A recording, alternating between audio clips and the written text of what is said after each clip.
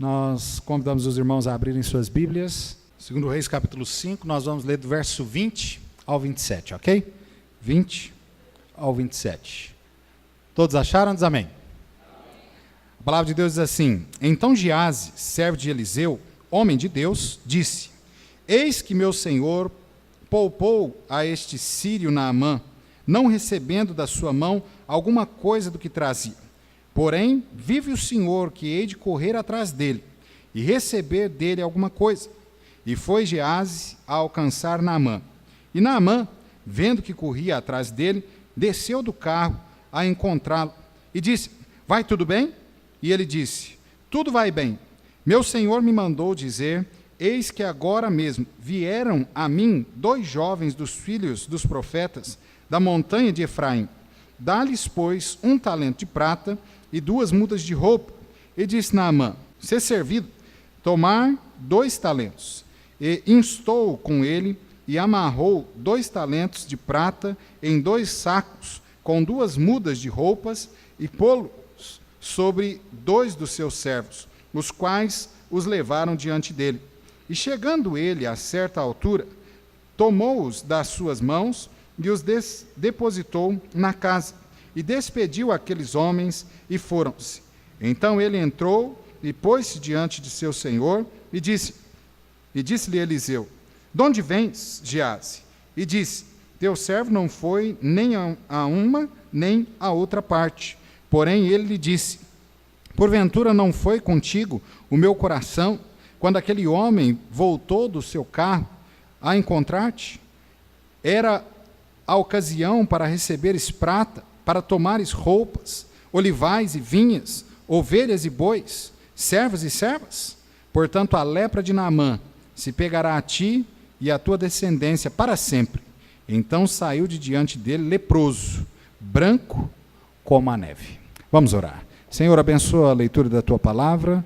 Ó Pai, usa-nos segundo a tua vontade. Ó Pai, que da nossa boca não venha sair palavra do nosso próprio entendimento, mas que tudo venha do trono da graça do Senhor. E que a tua palavra, ó Pai, possa realmente trabalhar nas nossas vidas de forma que haja mudança em nossas vidas, ó Pai. E é em nome de Jesus é que nós te pedimos, te agradecemos, com perdão dos nossos pecados. Amém. Podeis sentar, irmãos?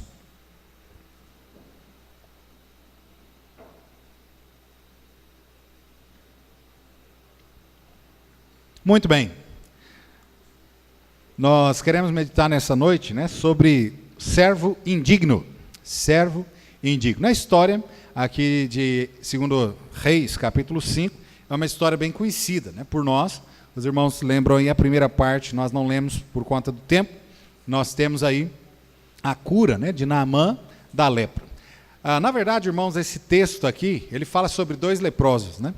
E a diferença entre os 2 leprosos, que é mais visível para nós, e que deve saltar de fato às nossas vistas, quando nós lemos o texto, é de um leproso do corpo, né, uma lepra externa, e um outro que tem uma lepra no coração. Esse era o caso de Giazi. Giazi, ele tinha uma lepra no coração, ou seja, o pecado que dominava ele. O pecado que realmente causou grandes avarias para ele, né? Inclusive, foi aí no final do texto, como nós vimos, ele foi apanhado de lepra, essa doença que na época, basicamente, é uma doença mortal mesmo. E iria, com certeza, ceifar a sua vida, e isso foi também uma punição, a mão de Deus sobre a vida de Giazi, por conta do seu pecado. Então veja, irmãos, aqui nós encontramos Giazi. Quem era Giazi? Giazi, ele viveu, né, na companhia de santificação de Eliseu. Ele era ali o moço que estava aprendendo, estava ali vivendo com o profeta, e ele estava ali então dia após dia, ali seguindo o profeta e aprendendo com ele, porque provavelmente Giazi seria o sucessor de Eliseu. Assim como Eliseu foi sucessor de Elias, e foi aquele que acompanhou Elias durante muito tempo, aprendendo sobre as coisas de Deus, e depois quando Elias então foi levado aos céus naquela carruagem de fogo, Eliseu então assumiu ali a dianteira, né, nesse ministério profético da época, e ele então prosseguiu ali como profeta. Agora Giazi, quem está sendo preparado, É Geazi quem está ali na vanguarda, está sendo ali ensinado de várias formas, para que quando Eliseu fosse partir-se desse mundo, então Geazi assumiria ali o ministério profético, né, daquela época. Então Geazi é este homem que viveu na companhia de Eliseu. Geazi ele estava nessa linha sucessória de profetas em Israel. E ele então, por viver com Eliseu, ele viu as grandes maravilhas de Deus. Amém, irmãos? Ele não só aprendeu sobre a lei naquela época ali, mas ele também teve ali a condição de ver as maravilhas, né, as quais Deus operava em Israel por meio daquele profeta. Então, amado, aqui rapidinho, nós queremos ver nessa noite aqui apenas quatro atitudes, né, de um servo indigno. 4 atitudes que Geazi teve e que nós não podemos ter na nossa vida de maneira nenhuma. Amado, há muitas coisas boas na Bíblia em que nós devemos aplicar nas nossas vidas, trazer para nós, amém? Mas também Deus deixa exemplos negativos para que nós venhamos corrigir até mesmo se há destas atitudes erradas na nossa vida, nós venhamos a corrigir para que nós também não sejamos de maneira nenhuma punidos, né, pelo Senhor, pelos pecados que nós cometemos. Então vamos lá rapidinho, 4 pontos aí que nós vamos estar vendo nessa noite. Primeiro, a atitude aí errada, né, deste servo indigno é que ele estava preso nas coisas terrenas. Talvez o maior defeito de Geazi era justamente esse, ele estava preso nas coisas terrenas. Para ele havia muito mais valor às coisas materiais do que às coisas espirituais. Tanto é que ele não deu importância alguma na questão de ele estar ali na linha sucessória dos profetas em Israel. Ele não deu nenhum tipo de importância aos ensinamentos os quais ele havia recebido. E até mesmo naquele momento da cura de Naamã, ali, com a atitude de Eliseu de não receber o dinheiro qual Naamã oferecia para ele pela cura, ali Eliseu já havia ensinado para ele uma lição maravilhosa, irmãos. A cura quem operou em Naamã não foi Eliseu. Amém ou não? Não foi Eliseu. Quem foi que curou Naamã da lepra? Deus.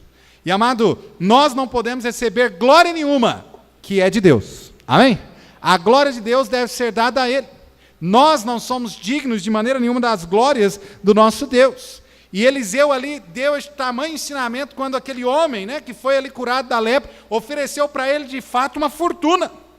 Ele veio trazendo, né, da Síria, Naamã veio trazendo uma grande fortuna.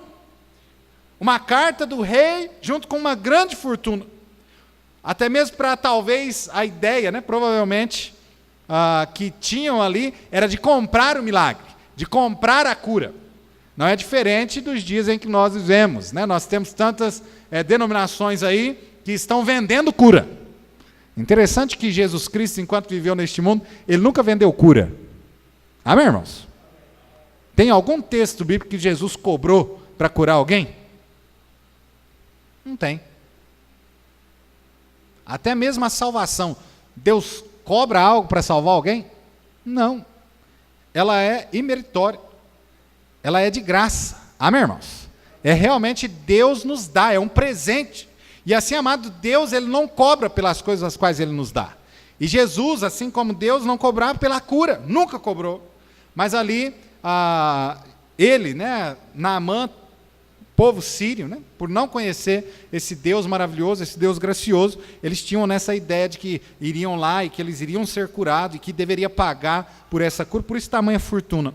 Quando então Eliseu ali ora e Deus então, através daquele trabalho de Naamã ir ali e mergulhar ali 7 vezes no Rio Jordão, ele sai então curado daquela lepra, Naamã volta para trás e ele quer então ali abençoar Eliseu, ele quer ali pagar talvez em gratidão a cura a qual ele havia obtido. Mas amado, Eliseu dá esse ensinamento maravilhoso, não quero, a glória é de Deus, amém, irmãos?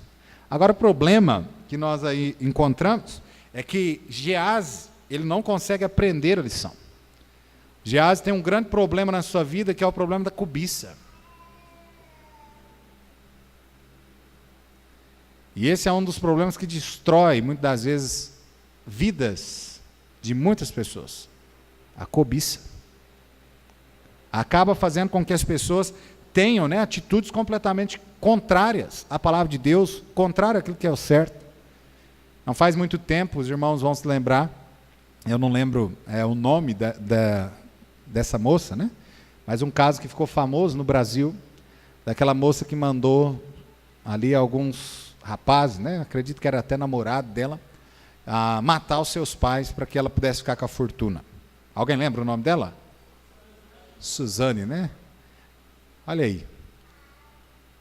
Cobiça.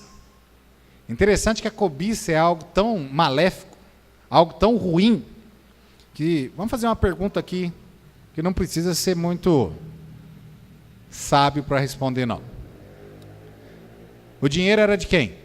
Dos pais dela, certo? Pelo que eu sei na história, ela tem só mais um irmão.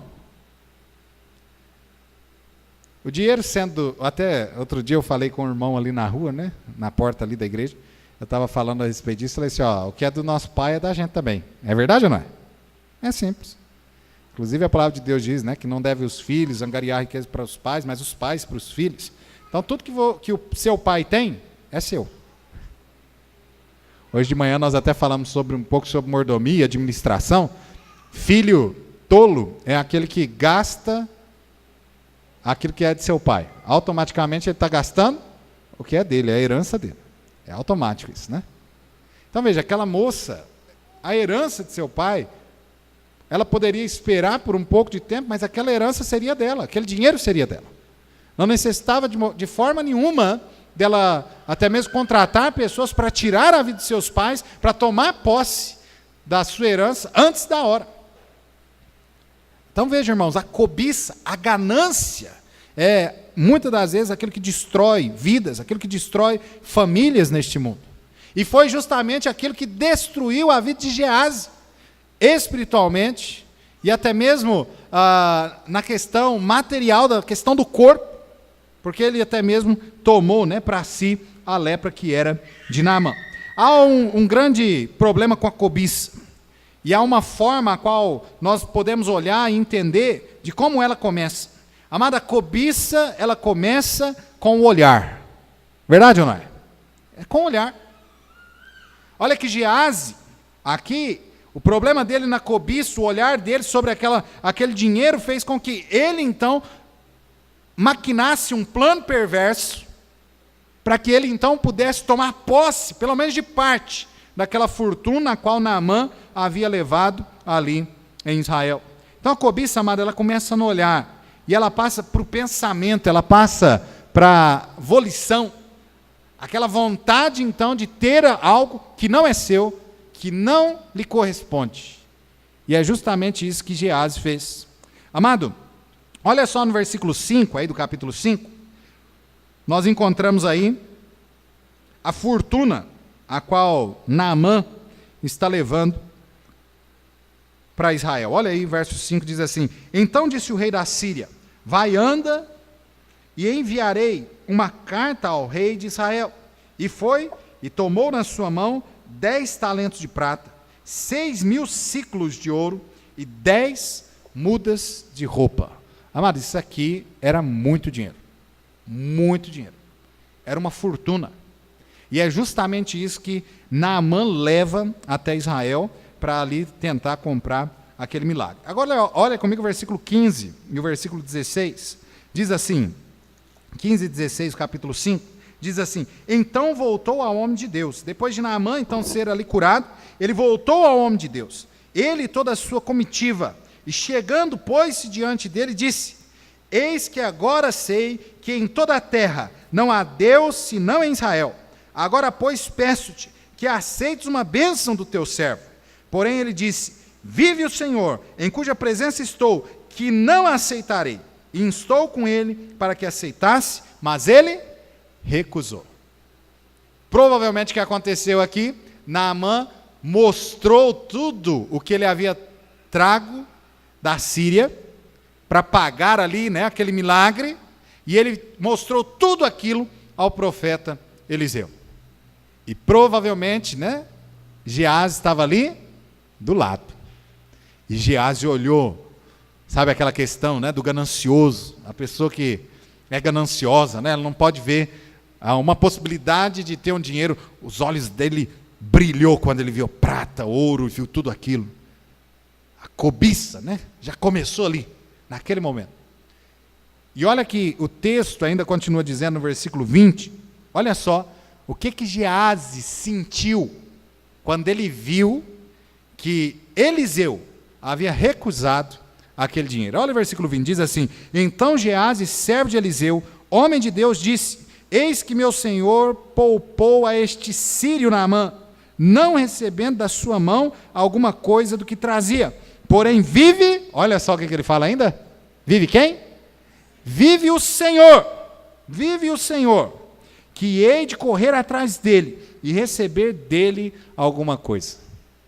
O cobiçoso, o ganancioso, ele faz, né, tem atitudes pecaminosas e ele tem a capacidade de tê-las no nome do Senhor.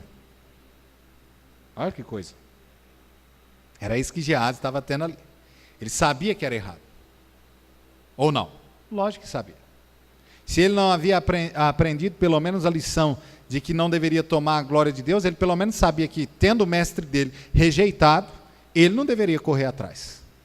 E muito menos com uma história como a que ele inventou para receber parte dessa fortuna. Então veja, irmãos, que a cobiça ela começa no olhar e ela passa para o pensamento, para um desejo, e aí então Gease passou tudo isso para o pensamento, e ele então começou a, no seu coração, maquinar uma forma de reaver esse dinheiro, de ter esse dinheiro na sua mão. Então, a primeira atitude correta de um servo indigno, amado, é que ele está pensando sempre nas coisas terrenas. O ensinamento qual Jesus nos deu em Mateus capítulo 6 é de que nós devemos pensar nas coisas, nas riquezas espirituais. Amém, irmãos?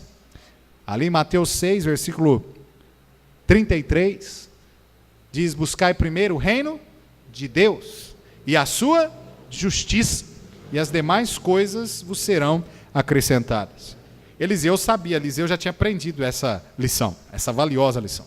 Ele sabia que não era aquele dinheiro que Naamã estava dando ali para ele, que iria sustentá-lo durante o tempo de ministério que ele tinha. Ele sabia disso. Ele sabia que aquele dinheiro era recebê-lo, era a mesma coisa de que receber a glória de Deus para si. E nós temos um exemplo triste, inclusive, nas Sagradas Escrituras, com Herodes. Que por não dar glória a Deus, a palavra de Deus diz que ele foi comido por bichos, né? Na mesma hora, ele caiu morto, e os bichos, né, do próprio corpo dele ali saíram e comeram seu corpo ali, por não dar glória a Deus. Então ninguém deve tomar a glória de Deus, amém? A palavra de Deus diz que ele não divide a sua glória com ninguém, amém? Ele deve reinar soberanamente sobre as nossas vidas, né? Como hoje aí o quarteto cantou, né? No trono do viver só existe lugar para um só. Então, a pessoa que pensa que no coração dela, ela tem Deus, mas ela está dividindo com alguma outra coisa, você está enganado. Deus não divide a sua glória com ninguém, Ele não divide o seu trono com ninguém. Ou você realmente tem Deus entronizado na sua vida, ou você não o tem. É bem assim, é bem simples assim.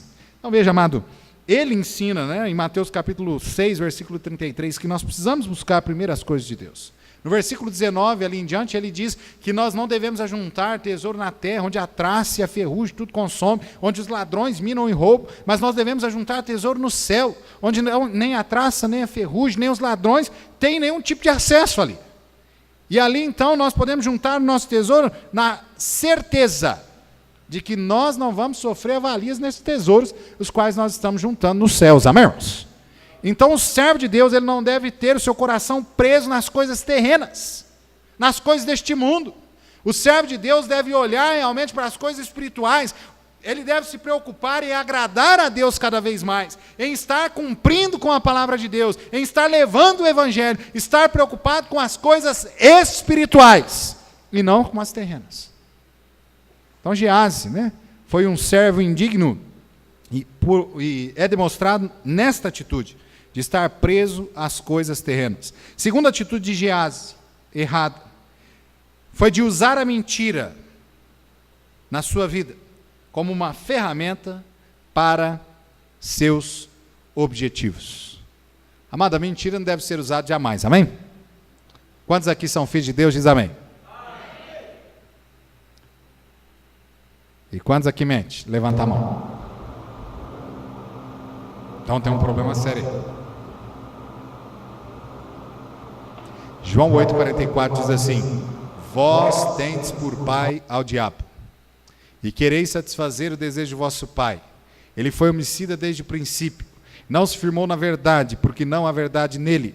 Quando se profere mentira, fala do que lhe é próprio, porque é mentiroso e pai da mentira. A mentira é de quem, gente? E quem fala mentira é de quem, gente?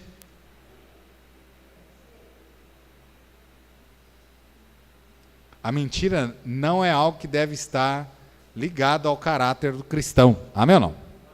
A palavra de Deus diz que o nosso dizer deve ser sim, sim, não, não. O que passa diz é procedência do maligno. Nós devemos falar, né? Sempre a verdade. Geazi, ele usou, nós nunca devemos usar a mentira, mas Geazi, ele usou inclusive essa mentira como uma ferramenta para os seus objetivos. Olha só no versículo 21, versículo 22, nós encontramos aí ele mentindo para Naamã. Olha o versículo 21 e 22, ele diz assim: e foi Geazi a alcançar Naamã, e Naamã, vendo que corria atrás dele, desceu do carro a encontrá-lo, e disse-lhe: vai tudo bem? E ele disse: tudo vai bem. Meu senhor me mandou dizer: eis que agora mesmo vieram a mim 2 jovens dos filhos dos profetas, da montanha de Efraim, dar-lhes, pois, 1 talento de prata e 2 mudas de roupa. Olha aí. Geazi começa ali usar da mentira para conquistar o seu objetivo. O mentiroso é assim, né? O mentiroso, ele usa da mentira para conquistar o seu objetivo. Ele usa como uma ferramenta. Ele usa como uma ferramenta.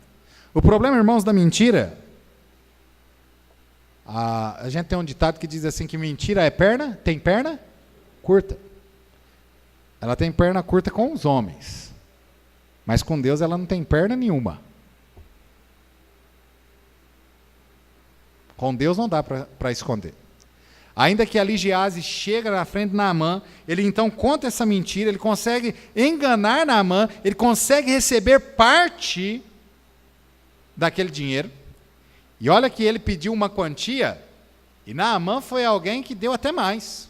A quantia a qual Naamã deu ali para Geazi foi muito além desse valor qual ele pediu. Mas veja que ele conseguiu enganar Naamã. Mas ele conseguiu enganar Deus? Não conseguiu. Olha só aí o versículo 25 do nosso texto, diz assim: então ele entrou e pôs-se diante de seu senhor e disse Eliseu: de onde vem, Geazi? E disse teu servo não foi nem a uma, nem a outra parte. Olha aí. Verso 25. Então ele entrou e pôs-se diante de seu senhor e disse Eliseu: de onde vem, Geazi? E disse: teu servo não vem nem a uma, nem a outra parte. Olha, enganando, né? Mais uma vez, agora ele havia mentido para Naamã, agora ele está mentindo para Eliseu. Fala: não, eu não fui em lugar nenhum. Ele inventou, ele arquitetou uma coisa ali, achando que ele não iria ser pego na mentira de forma nenhuma. Então ele inventa, ele engana Naamã, agora ele está tentando enganar também o profeta. Agora veja, irmãos, que ele tentou enganar o profeta e ele tentou enganar até Deus. O problema do servo indigno é que, amado, ele vai tentar enganar as pessoas à sua volta e ele vai tentar enganar até mesmo Deus. Você já viveu perto de alguém que é mentiroso ao extremo mesmo? E às vezes conta aquela mentira cabulosa e ele quer que você acredite, não é assim? Mas o grande problema do mentiroso é que ele costuma tanto mentir, mas tanto mentir, e ele acha que ele está enganando todo mundo. E que ele consegue, né, ali passar uma ilusão para todos, e todos vão acreditar nele, e tem alguns que até se profissionalizam nisso, né? É só você ver a classe política. Não é assim? Profissionalizou na mentira. Profissionalizaram-nos. O ano que vem é ano de eleição, gente, não é? Prefeito. Eu acho que é isso, né, prefeito? É isso mesmo. O ano que vem é o ano da gente escutar mais mentira. Esse ano nós escutamos pouca. O ano que vem vai ser demais. Nós vamos ouvir aí os profissionais da mentira. E eles tentam enganar e eles enganam. Mas, amado, a Deus ninguém engana.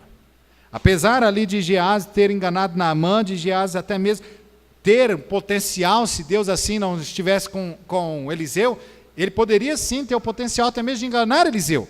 Mas veja o verso 26, ele diz assim: porém ele lhe disse, porventura não foi contigo o meu coração? Outra versão diz assim, porventura não foi contigo o meu espírito? Quando ele está falando isso, ele está falando sobre uma revelação a qual Deus deu ao profeta.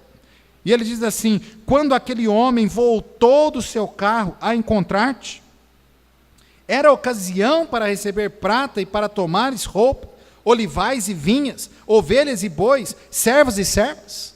Olha, amado, pode e nós podemos enganar os homens, mas a Deus ninguém engana. Amém? Não? A Deus ninguém engana. Por mais que Geazi ali tentara enganar a Deus, ele não conseguiu.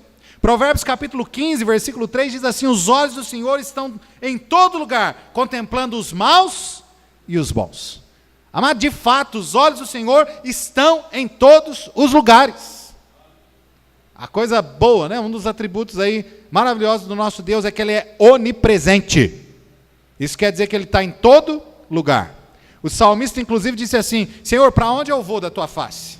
Se eu descer às profundezas, lá Tu estás. Se eu for e colocar a minha cama lá no mais profundo do abismo, se eu descer ao inferno, ainda lá Tu estás. Deus está em todos os lugares, amém, irmãos? Essa mostra a grandeza do nosso Deus. Então é impossível que nós venhamos conseguir esconder algo de Deus, mentir para Deus, é impossível. Salmo 101, verso 7 diz assim, o que usa do engano não ficará dentro da minha casa. O que fala mentiras não estará firme perante os meus olhos. Ou seja, a mentira não é de Deus e não convém a um servo de Deus. Amém? Não? Se vivemos na prática da mentira, nós precisamos ter aí um arrependimento, voltarmos para Deus e deixarmos, abandonar a mentira. É o que a palavra de Deus diz, né? Devemos abandonar a mentira. Então a atitude, né, de Geazi foi uma atitude completamente contrária àquilo que um servo fiel do Senhor deveria ter. Completamente contrário àquilo que um profeta, um futuro profeta, deveria ter. Terceira atitude, Geazi agora tenta encobrir o seu pecado. Amado, um servo indigno, ele vai tentar encobrir o seu pecado. Olha aí comigo, versículo 24 e 25. Diz assim, então ele entrou e pôs-se diante de seu senhor e disse-lhe Eliseu, de onde vem Geazi? E disse, teu servo não foi nem a uma, nem a outra parte. Porém ele disse, porventura não foi contigo o meu coração, quando aquele homem voltou do seu carro a encontrar-te? Era ocasião para receberes prata, para tomares roupas, olivais, vinhas, ovelhas, bois e servos e servas? Veja, irmãos, que ele tentou encobrir o seu pecado, mas Deus, ele logo mostrou o pecado. O grande problema que nós temos na nossa vida, amado, muitas das vezes nós tentamos cobrir os nossos pecados. E não dá para encobrir os nossos pecados. Deus, ele conhece todos eles. Amém ou não? E o grande problema daquelas pessoas que tentam e buscam encobrir os seus pecados é que mais cedo ou mais tarde o seu pecado te acha. E o problema, irmãos, quando nós estamos vivendo uma vida de pecado e nós estamos ali tentando esconder aquele pecado, tentando ali não deixar com que aquilo venha à tona, e nós não nos arrependemos do pecado, nós não confessamos aquele pecado, é que mais dia menos dia, Deus pega e faz assim, ó, você não vai arrepender, Eu já estou falando contigo, você não arrepende, então toma aqui, ó. Puff. E ele então coloca o nosso pecado visível, fazendo assim então com que nós tenhamos ali até mesmo uma vergonha pelos atos os quais nós estamos cometendo fora da vontade de Deus. Não adianta. Nós não conseguimos de maneira nenhuma encobrir os nossos pecados. Amém, irmãos? Olha o versículo 24 aí, falando, né, que ele estava tentando encobrir os seus pecados, diz aí, e os depositou na casa.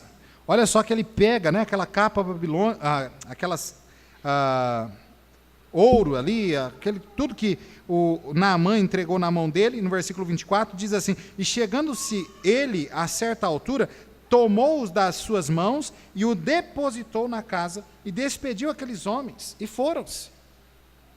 Parece que foi tão grande aí o dinheiro o qual ele tomou, que Naamã inclusive mandou alguns servos dele para ir lá e ajudar ele a levar o dinheiro.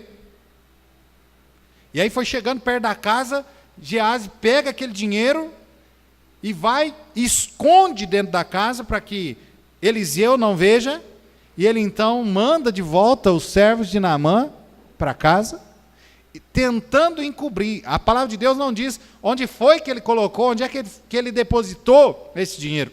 Talvez ele tenha entrado lá no quarto dele, aberto aquela gaveta que era particular dele, ninguém mais abria, e ele então tentou colocar lá atrás de tudo, colocar a roupa na frente, esconder o seu pecado.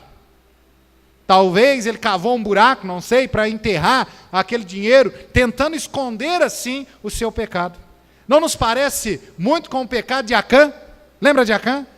Acã que saiu naquela guerra, a qual Deus havia dito que não era para tomar nada, nada, nenhum dinheiro, nada de valor era para ele trazer.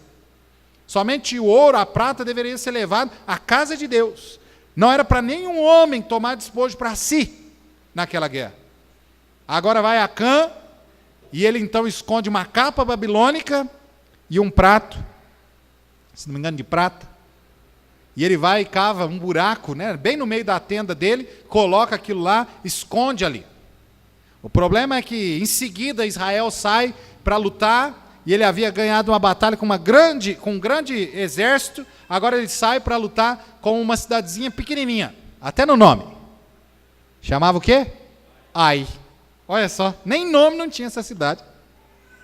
E ele sai agora, Israel sai para pelejar contra essa cidade, e eles perdem feio, né? Saem correndo, como galinhas assustadas, da frente do exército inimigo. Voltam ao arraial de Israel. E Deus então olha e diz assim, ó, há pecado no meio do povo. E eles então começam a correr atrás de descobrir quem era esse pecado, e vão lançando sorte, e a sorte cai sobre a família de Acã. E agora então descobrem que é Acã que havia tomado aquela capa babilônica, o prato de prata, e Deus então coloca uma sentença, e toda a família, veja só, irmãos, não foi só Acã, mas pegaram Acã e toda a sua família, e os apedrejaram até a morte. Acã estava tentando esconder o pecado de Deus. Conseguimos, irmãos, esconder dos homens, mas de Deus ninguém consegue esconder, encobrir os nossos pecados. Amado, nós não podemos, o pecado não pode ser escondido de Deus, o pecado não deve ser escondido, o pecado deve ser confessado. Amém ou não? É o que é dito lá em 1 João, capítulo 1, versículo 9. Se confessarmos os nossos pecados, Ele é fiel e justo para nos perdoar os pecados e nos purificar de toda injustiça. Amém? Não importa qual seja o pecado que nós estamos cometendo. Se nós realmente arrependermos e formos até o nosso Deus, confessá-lo, a palavra de Deus diz que nós recebemos dele o perdão, não importa qual seja. Nós somos perdoados quando há genuíno arrependimento pelo pecado. Amém, irmãos? Agora, não se deve tentar encobrir pecado jamais. Jamais. Quarto e último. O grande problema, né, de Geazi, as atitudes dele. Ele estava preso às coisas terrenas, Ele usou da mentira como ferramenta para chegar aos seus objetivos e ele tentou encobrir os seus pecados. O quarto problema é que com essas atitudes, o juízo de Deus recaiu sobre Geazi. Irmãos, quando nós somos servos indignos, estamos vivendo vidas contrárias à vontade de Deus, nós podemos ter uma certeza, que se nós não nos arrependermos, se nós não confessarmos os nossos pecados, se nós não abandonarmos os nossos pecados, nós seremos assim, recompensados com a justiça de Deus. Deus, ele é justo, amém, irmãos? E ele pune o pecado, ele pune o pecador com o justo juízo. Olha aí então, versículo 26 e 27, nós estamos terminando, 26 e 27, diz assim: porém ele disse, porventura não foi contigo o meu coração, quando aquele homem voltou do seu carro a encontrar-te? Era a ocasião para receberes prata e para tomares roupas, olivais, vinhas, ovelhas e bois, servos e servas. Portanto, a lepra de Naamã se pegará a ti e a tua descendência para sempre. Então saiu de diante dele, leproso, branco como a neve. O juízo de Deus caiu sobre Geazi. Deus revelou ali a hipocrisia de Geazi. O problema é quando nós tentamos esconder o pecado, é que mais dia, menos dia, o nosso pecado é exposto. E o problema quando Deus expõe, é que Deus já vem logo, né, com o juízo dele. Os irmãos lembram lá em 1 Coríntios capítulo 5, a história de Ananias e Safira, que maquinaram juntos ali, tramaram mentir para Deus, vendendo aquela propriedade por um valor que conseguiram, um valor bem mais alto, e agora chegam diante do apóstolo Pedro, ali mentindo, falando que é um valor bem menor para depositar ali e reter parte para si. Naquele momento, que ele então, né, o Ananias fala com Pedro, dizendo que ele vendeu por X, quando na verdade era por Y, as palavras de Pedro foi: por que mentiste ao Espírito Santo de Deus? E a palavra de Deus diz que naquele mesmo momento, né, Ananias cai ali morto. Passado algum tempo, a Bíblia não diz quanto tempo, vem Safira, sua esposa. E ela tinha combinado com o esposo, e Pedro pergunta assim: é verdade, foi portanto que vendeu a herdade? Ela fala: é verdade. E Pedro olha para ela e fala assim: ó, aí à porta estão os pés daquele que carregaram o teu esposo e o sepultaram e vão levar a ti também. Na mesma hora, ela cai morta. Amado, nós devemos ser servos fiéis do nosso Deus, amém?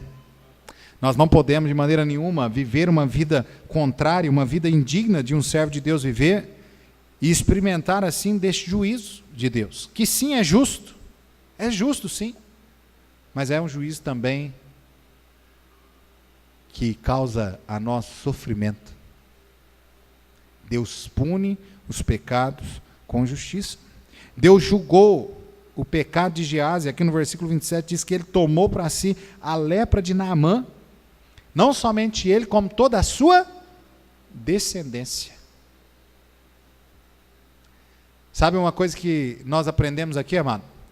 É que quando nós somos servos, indignos, infiéis, nós estamos acumulando coisas ruins, digamos assim, o mal, não só para nós mesmos, mas para a nossa descendência, para todos.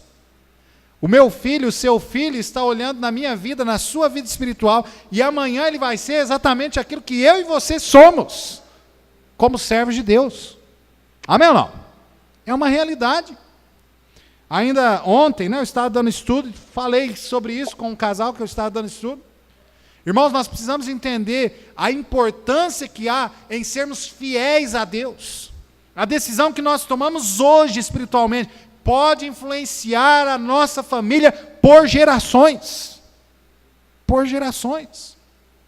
Eu dou graças a Deus, né? Eu sou terceira geração de salvos. meus avós, meus pais e eu. Dou graças a Deus por isso. Tem aí agora meus filhos, né, que nós estamos aí batalhando e Deus abençoando. Vão se converter o mais rápido possível e vão ser, né, o Adriel já disse que já entregou a vida a Jesus, a 4ª geração. E eu disse até isso, né, no sábado, dando esse estudo. No Brasil ainda nós somos adolescentes no cristianismo. É uma realidade. Comum na igreja brasileira de você achar pessoas que 5ª geração de salvos. Mas você vai para os Estados Unidos, você vai encontrar pessoas lá que já é a 16ª geração, a 20ª geração de pessoas salvas. Porque alguém lá atrás, irmãos, tomou a decisão de ser um servo fiel a Deus. Amém? Ele não se prendeu às coisas desta vida. Ele não fez da sua vida espiritual uma mentira, um engano. Ele não viveu uma vida pecaminosa, tentando iludir a Deus, iludir as pessoas à sua volta, mas ele viveu uma vida fiel a Deus. Fiel. Que tipo de servo nós vamos ser? Será que nós vamos ser servos infiéis, servos indignos? Ou nós vamos ser servos fiéis do Senhor? O juízo de Deus então recaiu sobre Geazi. Geazi tornou-se maldição, até mesmo para a sua família. E é de fato isso, amado. Quando nós não somos servos fiéis de Deus, nós nos tornamos maldição para a nossa família. Se você hoje chegasse para o seu filho, ou se eu de repente chegasse para o seu filho, e falasse assim para o seu filho: qual é a visão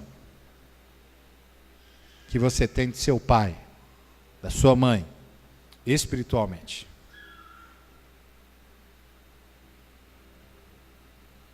Será que seu filho falaria assim: são exemplos para mim? Será que eles poderiam dar testemunho dizendo assim: são fiéis a Deus? Ou será que eles iam falar: são mais ou menos?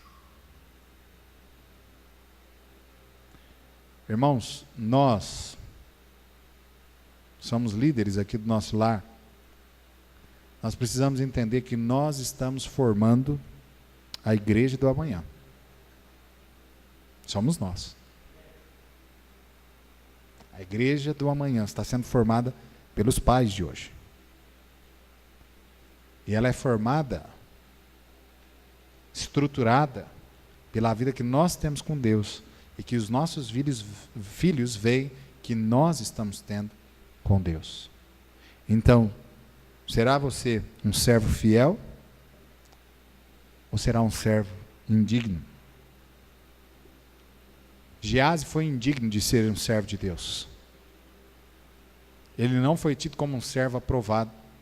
Por isso Geazi não sucedeu a Eliseu. Não foi um profeta em Israel. Que Deus nos ajude, que possamos ser servos fiéis do nosso Deus. Amém?